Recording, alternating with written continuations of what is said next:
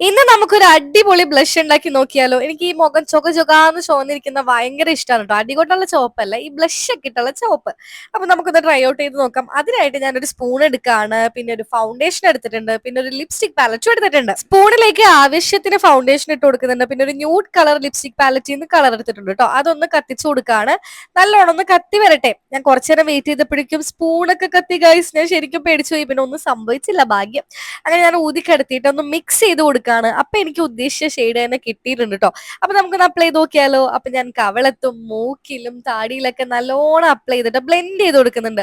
As you can see, എന്റെ പൊന്നി നല്ല കിഡിലൻ കിടുക്കാച്ചി കളർ കിട്ടിയിട്ടുണ്ട്. നല്ലൊരു പിഗ്മെന്റേഷൻ ഉണ്ടായി. ആ ഫൗണ്ടേഷൻ മിക്സും കൂടി വന്നപ്പോൾ അടിപൊളിയായിട്ടുണ്ട് കേട്ടോ. അപ്പൊ നിങ്ങൾ ഇതൊന്ന് ട്രൈ ഔട്ട് ചെയ്ത് നോക്കുക. വളരെ സിമ്പിൾ ആണ്. ലിപ്സ്റ്റിക്കും ഫൗണ്ടേഷനും കൊണ്ട് ഈസി ആയിട്ട് ഉണ്ടാക്കാൻ പറ്റുന്ന ഒരു ബ്ലഷ് ഹാക്ക് ആണ് കേട്ടോ. അപ്പൊ എനിക്ക് എന്തായാലും സംഭവം ഇഷ്ടപ്പെട്ടു. എന്റെ സ്കിന്നിൽ നല്ലോണം സെറ്റ് ആയിട്ടുണ്ട്. അപ്പൊ നിങ്ങൾ ട്രൈ ഔട്ട് ചെയ്ത് നോക്കുക. ചാനൽ സബ്സ്ക്രൈബ് ചെയ്യുക. Bye bye, take care.